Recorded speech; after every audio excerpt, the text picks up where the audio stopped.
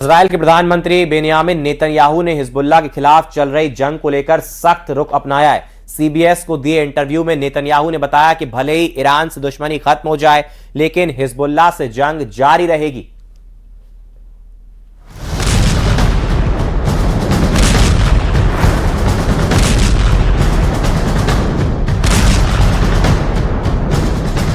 Lebanon की सरजमी पर बारूदी बारिश।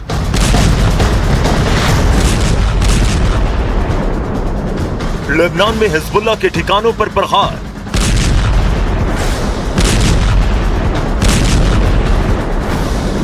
लेबनान में हिजबुल्लाह के ठिकानों पर इजरायली डिफेंस फोर्स के इन हमलों ने यह साफ कर दिया कि सीज फायर केवल कागजों तक सीमित है। मौके पर जंग असली हो रही है। उसका सबूत हमले की ये हैरान कर देने वाली तस्वीरें हैं।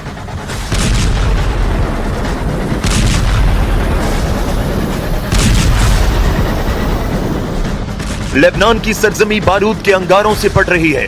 दक्षिणी लेबनान के आसमान में सफेद बादलों की जगह काले धुएं के डरावने गुबार देखे गए।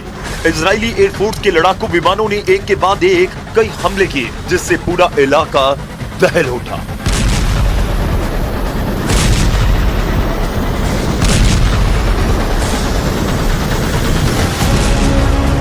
इजरायली सेना के हमलों में हिजबुल्लाह के इंफ्रास्ट्रक्चर और उसके रणनीतिक ठिकाने हैं, और इसी ऑपरेशन के तहत इजरायली सेना सटीक हमलों को अंजाम देकर हिजबुल्लाह की गाड़ियों और उसकी सैन्य चौकियों को मलबे में तब्दील कर रही है।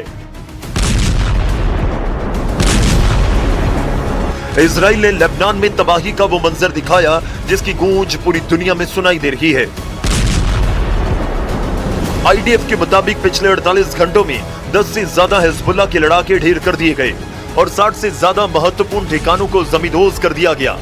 इजराइल के रडार पर अब हिजबुल्लाह का हर वो कोना है जहां से पलटवार हो रहे हैं।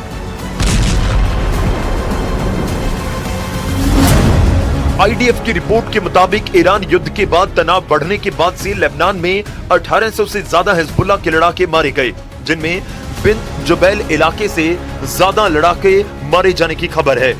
दावे के मुताबिक इजरायली सेना लेबनान के अंदर करीब 10 किलोमीटर तक घुसकर हमले को अंजाम दे रही है और ज्यादातर ठिकानों पर हवाई हमले कर उन्हें तबाह कर चुकी है। लेबनान में इजरायली हमले की कीमत वहां की आम जनता चुका रही है। लेबनान के स्वास्थ्य मंत्रालय के आंकड़े के मुताबिक पिछले 24 घंटों में 51 लोगों की जान गई। मार्च की शुरुआत से अब तक मरने वालों का आंकड़ा 2846 के पार जा चुका है, जबकि 8693 से ज्यादा लोग घायल हुए। लेबनान में हो रहे हमलों के दौरान करीब 10 लाख लोग विस्थापित हो चुके हैं।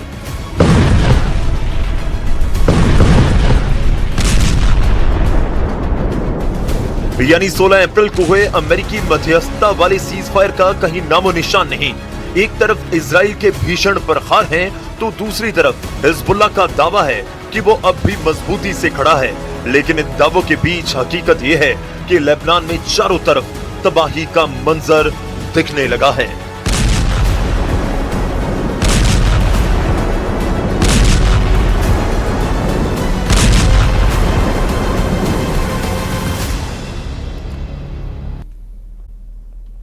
ट्रंप ने ईरान को चेतावनी दी है।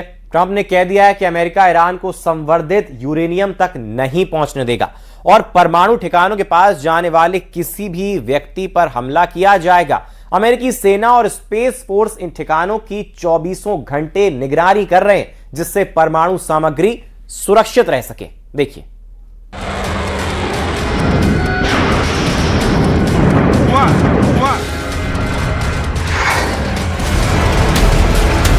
सोशल मीडिया पर की गई ट्रंप की इस पोस्ट ने तहलका मचा दिया, क्योंकि ये पोस्ट करके ट्रंप ने एक तरह से ईरान पर बड़े हमले का इशारा कर दिया। क्योंकि ट्रंप ने अपनी पोस्ट में खुलकर लिख दिया कि उन्हें सीज फायर के लिए रखी गई ईरान की शर्तें पसंद नहीं आई। ईरान के सरकारी मीडिया के मुताबिक ईरान ने पाकिस्तान के जरिए अमेरिका को अपना नया प्रस्ताव भेजा। रिपोर्ट के मुताबिक प्रस्ताव में युद्ध खत्म करने, फारस की खाड़ी और होर्मुज स्ट्रेट में समुद्री सुरक्षा सुनिश्चित करने, प्रतिबंध हटाने और परमाणु कार्यक्रम पर बातचीत की बात कही गई थी।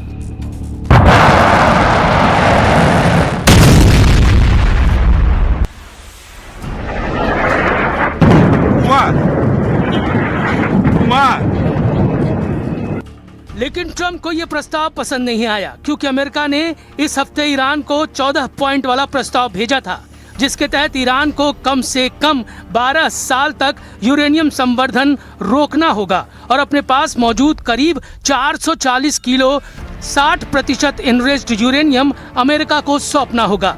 इसके बदले अमेरिका प्रतिबंधों में ढील देगा, ईरान की फ्रीज की गई अरबों डॉलर की संपत्तियां छोड़ेगा, साथ ही ईरानी बंदरगाहों पर लगी नौसैनिक नाकेबंदी हटाएगा। लेकिन खबर यह है कि ईरान अपने परमाणु कार्यक्रम और हाईली एनरिच्ड यूरेनियम पर पूरी तरह समझौता करने को तैयार नहीं, और इसी बात पर ट्रंप का टेम्पर हाई हो गया। Well, we'll get that at some point with whatever we want. We have it surveilled. I did a thing called Space Force, and they are watching that if somebody walked in, they can tell you his name, his address, the number of his badge. यानी माहौल full tension वाला है। हालांकि America और Iran दोनों में किसी ने भी सीज फायर खत्म करने का औपचारिक ऐलान नहीं किया, लेकिन जिस तरह से बयान आ रहे हैं उससे तो ऐसा ही लग रहा है कि अमेरिका, इजराइल और ईरान के बीच सीज फायर ज्यादा दिन नहीं टिकेगी।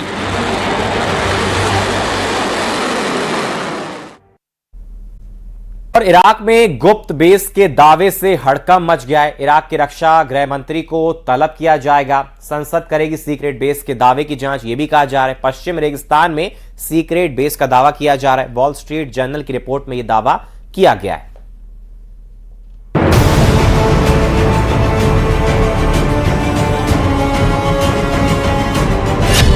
इराक में नेतन्याहू का सीक्रेट अड्डा, रेगिस्तान में सीक्रेट बेस बेनकाब, इराक में इजराइल का सीक्रेट मिशन, यह है इराक की जमीन, लेकिन इस जमीन के रेगिस्तान पर सीक्रेट बेस का पता चलने का दावा किया गया है, जिसे बनाया इजराइल ने। खबरों के मुताबिक वॉल स्ट्रीट जर्नल की एक चौंकाने वाली रिपोर्ट ने खुलासा किया है कि ईरान के खिलाफ चल रहे युद्ध के दौरान इजराइल ने ऐसा कारनामा कर डाला जिसकी खबर इराक को भी नहीं है। रिपोर्ट में दावा किया गया है कि इजराइल ने इराक के रेगिस्तान में एक गुप्त सैन्य अड्डा बना दिया। यह अड्डा इतना सीक्रेट था कि इराकी सरकार और सेना को भी इसकी भनक तक नहीं लगी। फरवरी महीने में ईरान पर हमले के ठीक पहले इजराइल डिफेंस फोर्स ने इराक के पश्चिमी रेगिस्तान के एक दूर दराज इलाके में यह बेस तैयार किया। इस सीक्रेट अड्डे पर इजरायली एयरफोर्स की टुकड़ियों की भी तैनाती की गई। इस बेस में इजरायली स्पेशल फोर्स तैनात थी। इजरायली एयरफोर्स का लॉजिस्टिक सपोर्ट यहीं से मिलता, और सबसे अहम सर्च एंड रेस्क्यू टीम। मतलब अगर कोई इजरायली लड़ाकू विमान ईरान पर हमले के दौरान मार गिराया जाता तो पायलट को यहीं से बचाया जाता। ईरान के नुखैब रेगिस्तान में यह सीक्रेट बेस बताया जा रहा है, जो सऊदी अरब की सीमा से महज 100 किलोमीटर दूर है। रिपोर्ट में दावा किया गया है कि 4 मार्च को एक चरवाहे ने इलाके में कुछ आर्मी एक्टिविटी देखी।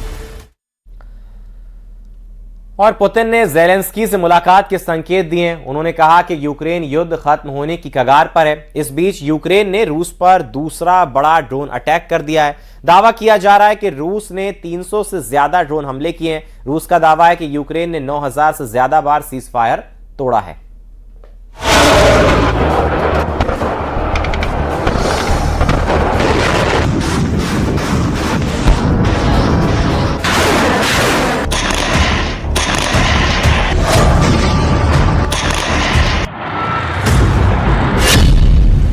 फायर था, लेकिन आसमान में मौत बरस रही थी। पुतिन शांति की बात कर रहे थे, लेकिन यूक्रेन पर ड्रोन की सबसे बड़ी बारिश हो रही थी।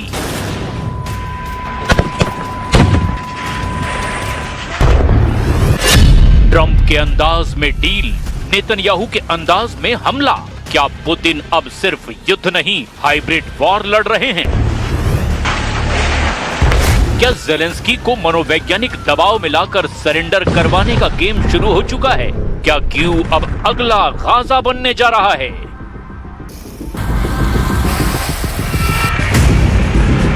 एक रिपोर्ट में दावा किया गया कि यूक्रेन अब रूस के ड्रोन अटैक से निपटने के लिए शॉटगन तक का इस्तेमाल कर रहा है।